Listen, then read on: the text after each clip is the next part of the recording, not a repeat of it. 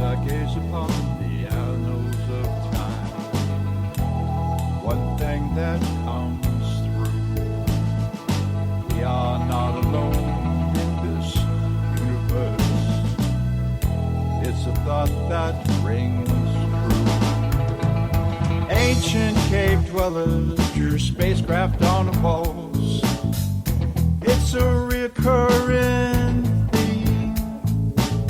I've seen the same thing while walking late at night, and I know it's not a dream. From Malmstrom to Manhattan, Boston to LA, there are people asking questions and they will not go away. But what has been seen might not be what it seems. The government's shadows dance in the sea.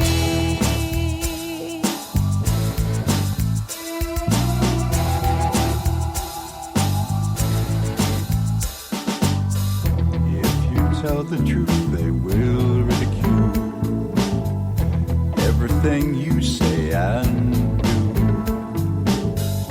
It's all part of a deception. It's a puppet master's tool.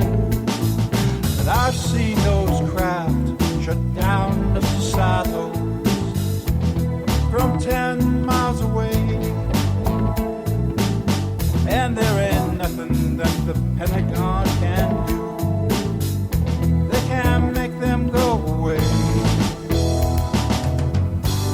From Malmstrom to Manhattan, Boston to LA, there are people asking questions and they will not go away. But what has been seen might not be what it seems. The government's shadows dance in the sea.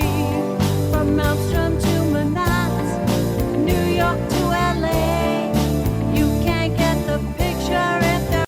If you would like to hear Night Dreams Talk Radio on your local radio station, let them know. Tell them to check out www.nightdreamstalkradio.com and You are listening to Night Dreams Talk Radio Network, from our compound to you worldwide, with your host, Gary Anderson. Hey, that is me. James, you still there? Yes, I'm still here, Gary. Oh, I thought maybe you fell asleep by now. Let's get a hold of Bruce. Oh, gee. Now, let's see what's going on that. Let's see. Yeah, that was quick. Yeah, it's not letting me, it's not working. I hope we didn't lose that one here. Okay, let me go ahead and say something for a minute there, James. Okay, well, I can tell you one more little story here real quick from the bizarre end of it.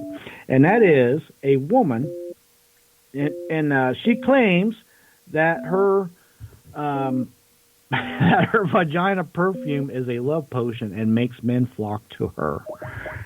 Yes, that is her claim. It's not letting me call out. What is going on? Don't tell me I have to. It's like, no. Yeah, I tell you, these computers. Yeah, I wonder if the Skype updated too on that. I have no idea. It's just like kicking me out. So, 2. Hopefully it connects. Well, it's not. There it's going. No, I don't know what number it's dialing, but it's sure not the number I dialed into it. What's ringing? Yeah, who knows what it's ringing?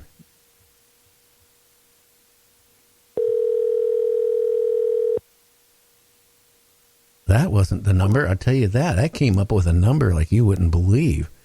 Okay. Yeah. And I tell you what, these updates from Microsoft is really getting old hat. I mean, I sit here all day and make sure, the updates happen, and then all of a sudden, I even turn up the updates off if I can.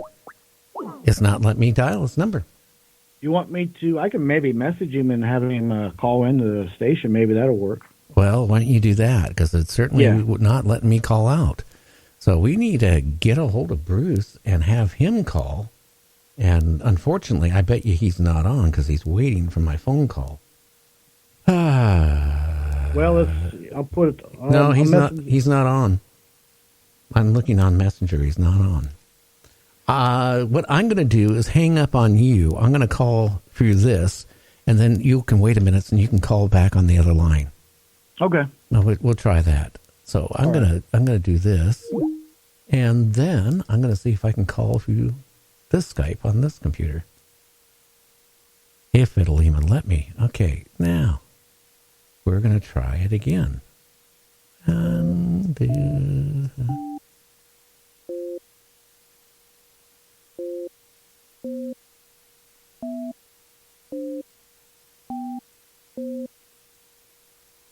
No, Skype just locked up. Let's see. It's locking up. Let's see. Nope, I can't call out. It's okay. James, you need to call back. Call back, and I want you to text me Bruce's number, okay? Because this is really weird. I'm going. Let's see. This is bizarre here tonight, folks. I'm sitting here. I got his number he sent me, and I'm going to try it again, and it's not recognizing it. Yes. Hello? Now, hi. I've been trying to call you, and it just keeps dropping out. So I'm glad you called me. Well, I got a message from Creechbaum that called this number. Yeah, well, thank you. I called your number about 4 or 5 times through Skype, and it just would kick it out and said the number wasn't right, and it's the number you sent me. So, how you doing, Bruce? Not too bad. How about you? Oop, I got a big echo. Okay, I'm trying to figure out why you got an echo there. Are you on the speakerphone or anything? No. Okay, let's see. Let me turn that down a little bit. Okay. Well, anyway, how you been?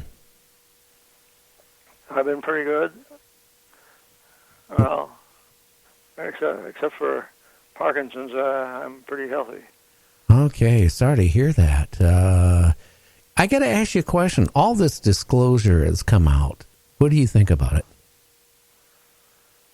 Well, this Navy admission that there's something going on that they don't understand might be a tipping point. But if you notice the way the Navy phrased everything, the official statement is, well, we don't know what it is, but we admit that it's real. And our instruments, radars and FLIRs and eyeballs, have detected these things, whatever they are.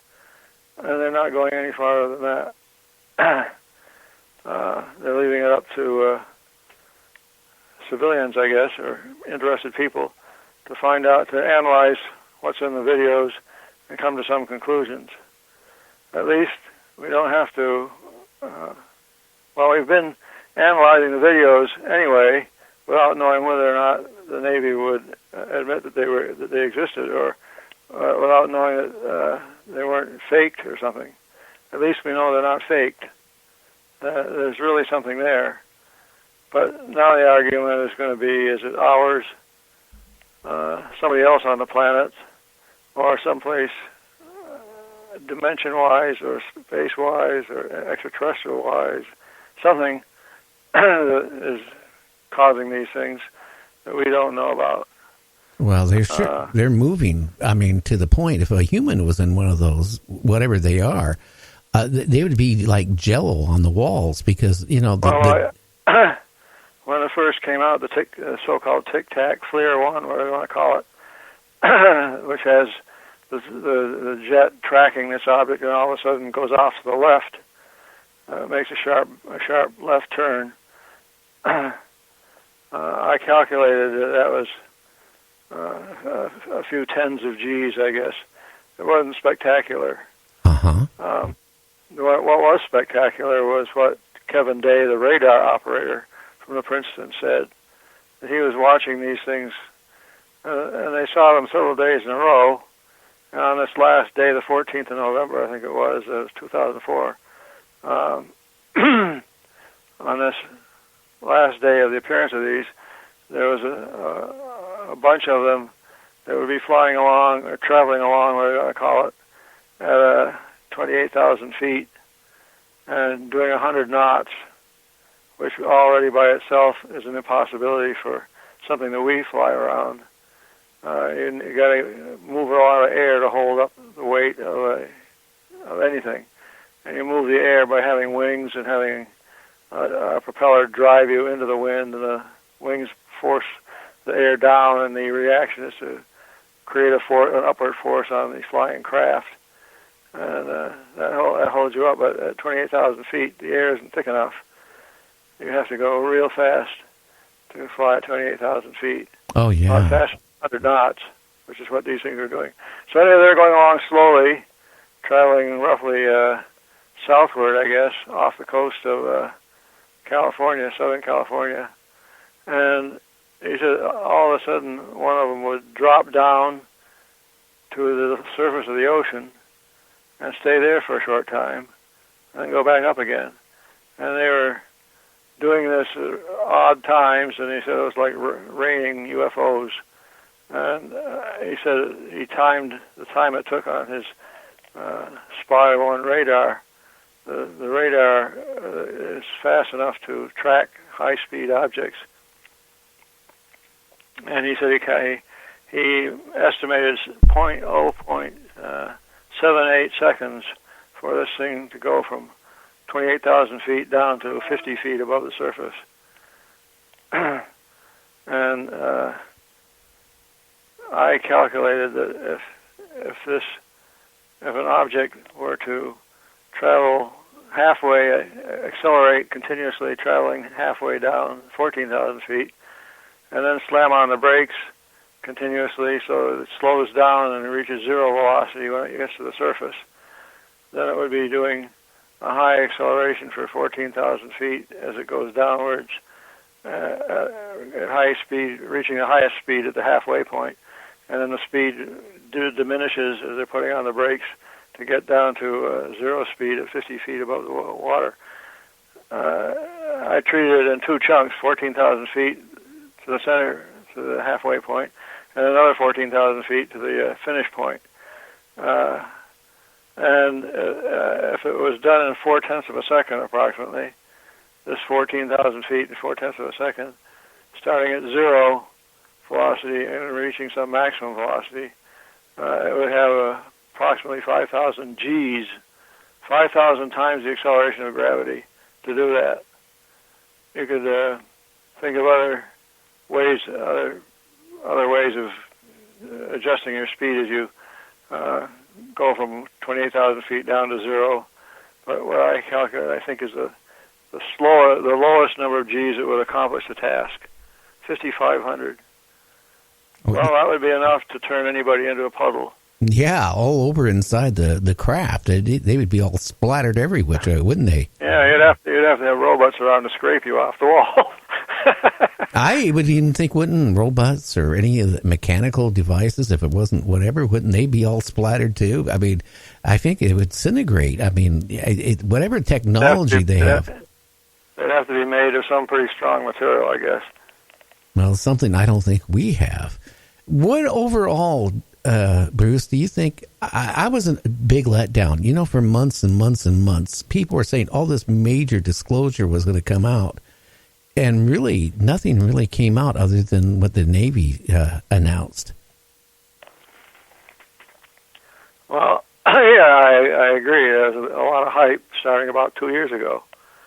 We're almost to the point where it's 2 years since that first press conference or whatever it was, where it was announced that the TTSA was going to provide videos to look at.